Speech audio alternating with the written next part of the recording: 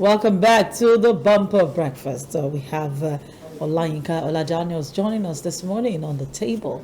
Good morning. I love your black and white, really. Thank you. Since we have refused to declare, I think you should change your friends. I recommend that as well. Yeah, my friends, I don't know, they refuse to put together 100 million for me, not even 50 million. So not even 20 million. I think I need to rethink because people like us that don't have those millions. So how do we, they are buying. The ATLA is buying. Farmers are buying. The traders are buying. Everybody, they are buying for their friends. And here I am saying I have friends, and they can't. Come on, 100 million though. Very common. Very. It's just, they just pick it. Just 100 million. But talking about friendship here, this is a very strange kind of friendship, really. Farmers are buying for Emefiele. Yes. He gave them Uncle Bora's they are friends. He's their friend. Yeah. Maybe he gave them. Yes, money. Okay. He gave them, he helped them, so we have food everywhere, Yes, we have food everywhere. The farmers are working. Why did you buy for the Minister of Agriculture? Maybe he didn't do anything. He didn't help them. Okay. But then they are buying for is They are not the agriculture minister of agriculture is not their friend. So. They are farmers. They are farmers. But Emefiele is their friend. Is their okay. So what is now Jonathan's zone? Jonathan's zone is Fulani people. But the question is he a friend to me? He's their friend. He's their friend. If he's not their friend, how would they say they are coughing out 100 million to buy farm for him? He's their friend. So can they just buy farm for someone that is not your? Look at it. It means that I even have friends. I don't have the 100 million. Okay, the traders and the farmers that came together to buy for Akim Madeshino, they are his friends too. Yeah, they are his friends. They said, okay, in his time, he helped them, at least. Minister of Agriculture in those days. So do good in the past. So that you can. Talking about doing good, a couple of weeks ago, a video broke out on the social media about a sex tape in Dubai of a pupil, an underage girl. And that video made the rounds. So many people started sharing on WhatsApp. A broadcaster is being arraigned before the court as we speak for sharing that sex tape. The government of Lagos State did warn then that it was a 15-year jail term where they're about to distribute pornography of a child pornography. A particular broadcaster, I don't want to mention the name, is being arraigned today. Nigerians don't take laws seriously. Even though we are broadcasters and sometimes those content come to us and we have to, share it. Somebody calls me up when that week. I was say, Auntie, have you seen the video of this? And I said, let me send it to you. I said, delete it from your phone right now. Have you sent it to anybody? She said, no, somebody sent it to me. I said, delete it right now and warn every other person who tries to send it to you. So this is one of the reasons why you don't just put your phone on automatic download so that you can confirm. What did you send to me? Oh, this is. Sorry, don't send me such videos again. Nigerians don't take these laws seriously. And that's why somebody is being punished for this. Is that the case? Or is it just that the federal or the state government is overreaching? Well, we have laws in different categories and capacities, to deal with different issues.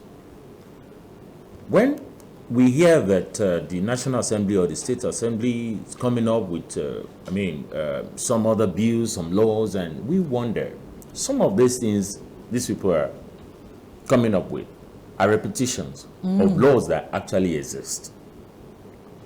What we do not have is enforcement. Not the law is there. The problem with us is enforcement because an average person is above the law.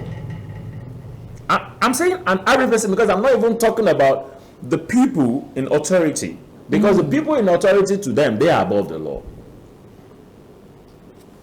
You see the police are supposed to make peace and order is the one breaking the traffic laws.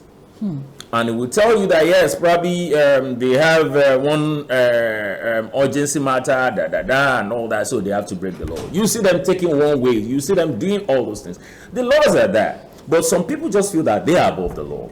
Reason why you see this same law, they will use it former Senator Sonny said. He said there are some people, category of people that we use fleets for, and there's some category of people that the same offense we use deodorant for. So that is what, that insecticide, and deodorants, So it now depends on who is involved, and that is where we find ourselves over years, and that is why we are here. The sharing of such videos, the law frown against it, and there are penalties for such, and a lot of Nigerians don't even know this.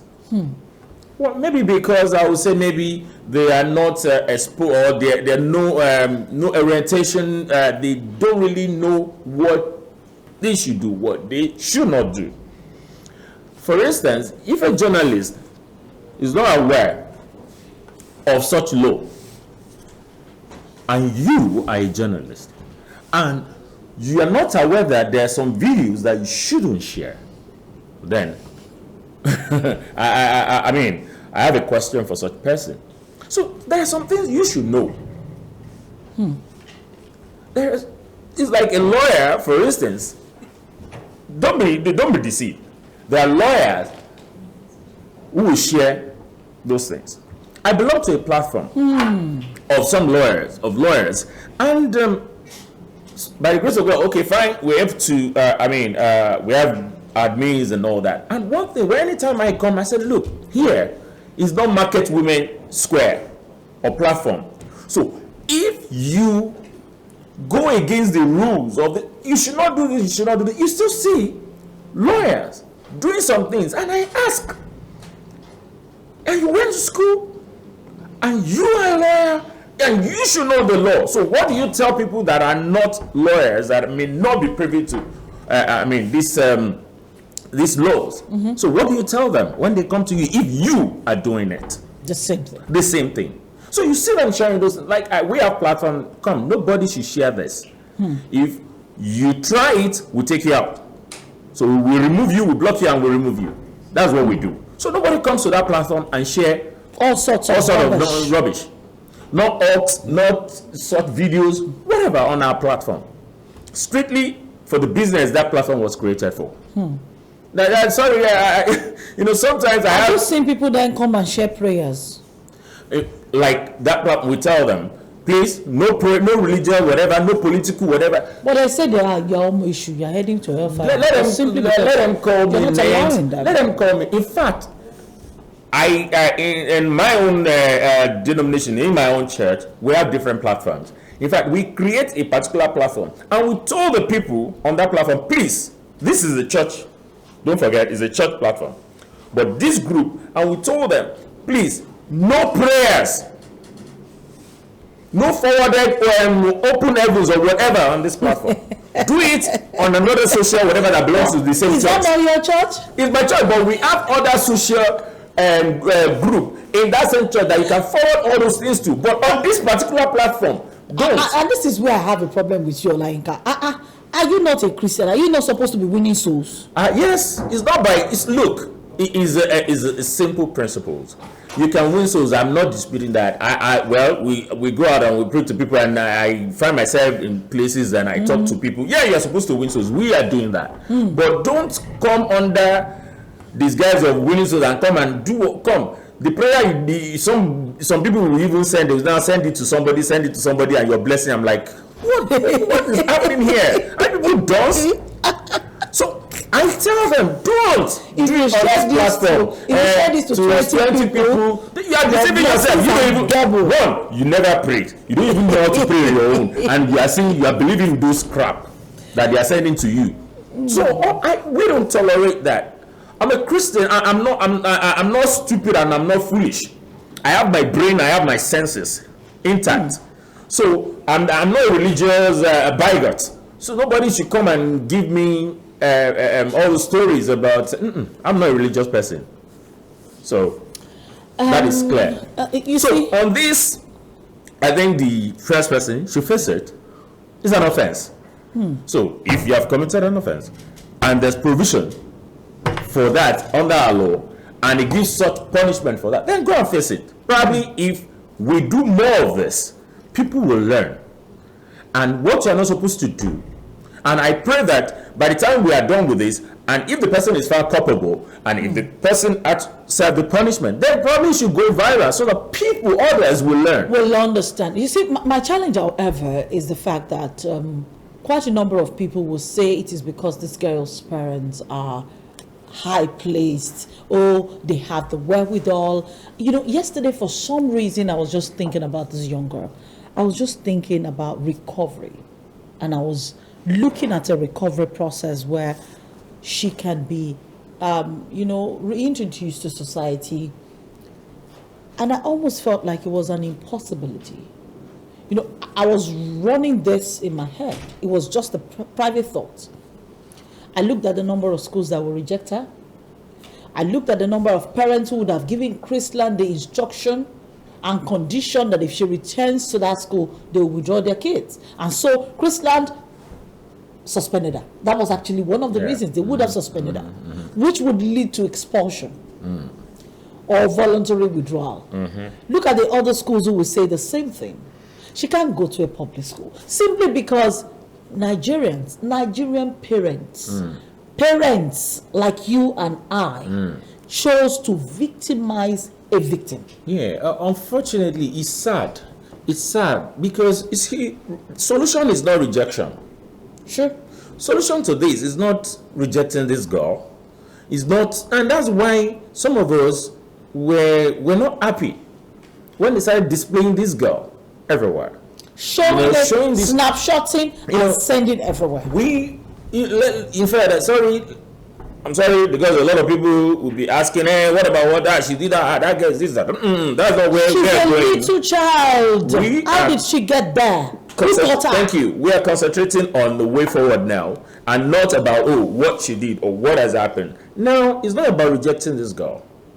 This girl they need to work on a psychologist. They need a psychologist. They need someone to work on her so that all this, she can come back to the society. And then, now the challenge is this. Our society need a serious orientation on how we handle victims of some of these issues. It's not treating them like people with leprosies. Outcast. No, it's not going to bring any solution. That's not a way to help them. And meanwhile, we are closeted abusers. Very well. Totally. So he's not going this route. I think right now what we should do is to see how to help this girl. I don't see why schools should not absorb this girl, should not bring in this girl in to say, okay, come. It's just to know, okay, there's an issue, monitor the girl, do what you have to do, and this girl can be a better girl tomorrow. There are people that they have stories, they have their past, and was really horrible. But today, they're wonderful. And you never really can tell what the future is for anybody. Thank you. Talking about the future and talking about obeying laws, a video broke out on social media as well, and this one brought quite a lot of attention, to the Nigeria Customs Service. This is a typical thing that happened. There was an argument between the special advisor to Governor Ifeanyi Okowa and I think his name is Samson or thereabout, Sunday or thereabout, with this custom officer. And in the process, the man slapped him. As in, the man actually slapped him. Are you talking to me? And the man moved close and slapped, as in he gave him a slap. He gave him a slap. And you see that slap was so resounding, I can't forget it, because I don't think that video is complete. We've not seen the slap. You really needed to have seen this. The man moved closer and slapped him and said, I saw custom the video. officer. You saw the video? Yeah. And then somebody, what I was not talking about, saying, why would a custom officer slap a person in the name of a conversation? And the person answered me and said, you think it's only soldiers that slap? You've not seen customs where they're slapping at the border before? Or slapping when they're asking you simple question, how did you get the goods? How did you... I was shocked. Then somebody else came with the fact that he was doing a skit. He was shooting a skit and he had props in his car, toy gun, this, that. And they picked him up. They stopped him, they picked him up, and they said he had guns. And then they saw that, when they checked everything, they saw that they were props and they were plastic and, all of it. And he showed them that he was shooting a skit. And they said because he didn't have the license to shoot a skit, they gave him a fine of about 1.5 million naira. When he threatened them with a lawyer, the money started coming down. And I said this. Where are we going? Well, if it's about where we're going, unfortunately... Is it normal for them to slap? What you see... Yes. Is not the training these people receive. Oh. What you see is the individual at par.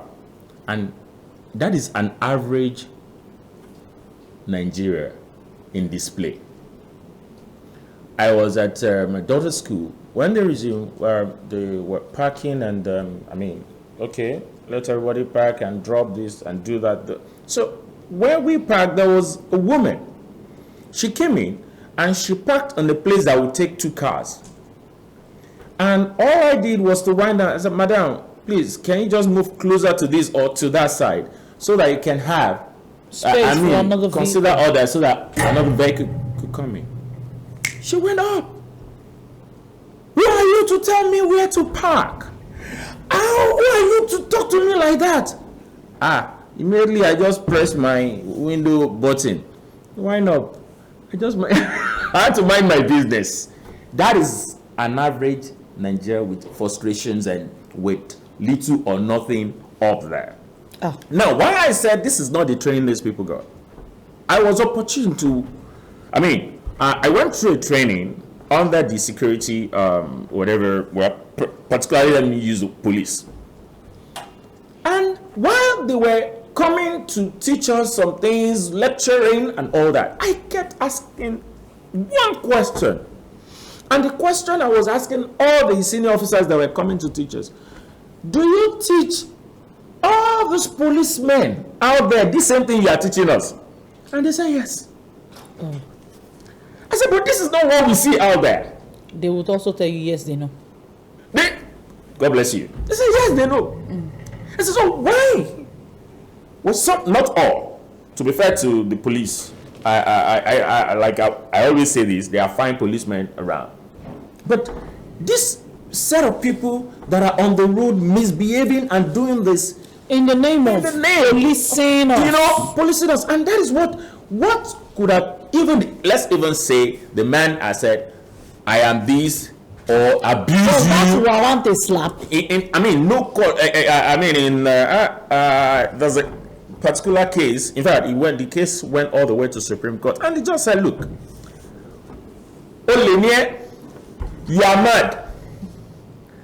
You cannot say because somebody said you are mad and you say you want to, is a provocation then, or you want to carry gun and shoot because somebody is calling you names. I said, come. It's abuse from words. Then you are abuse.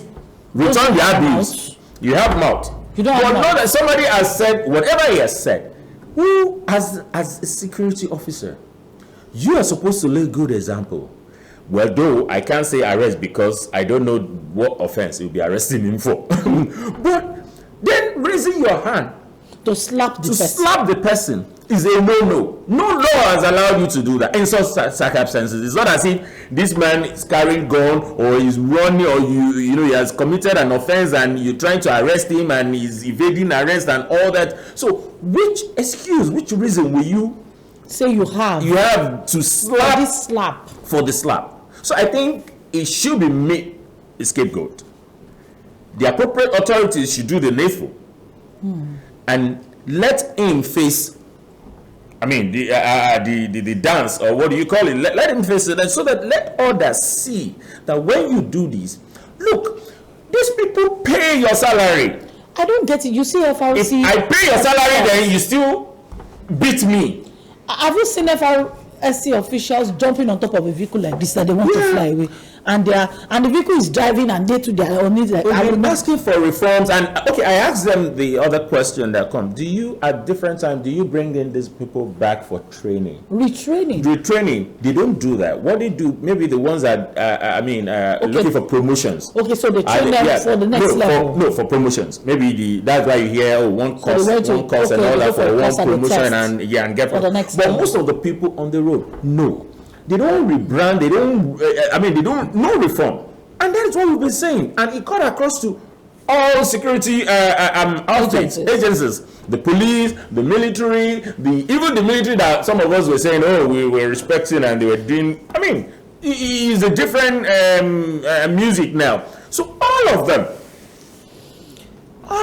I think we need a serious reform. Maybe aside from the naval or the Air Force people, I think those ones are prim, proper. They don't get involved in this mess. They are prim and proper. Those ones don't go to they control traffic with stick. Or maybe because they don't really interface with people. Maybe all these.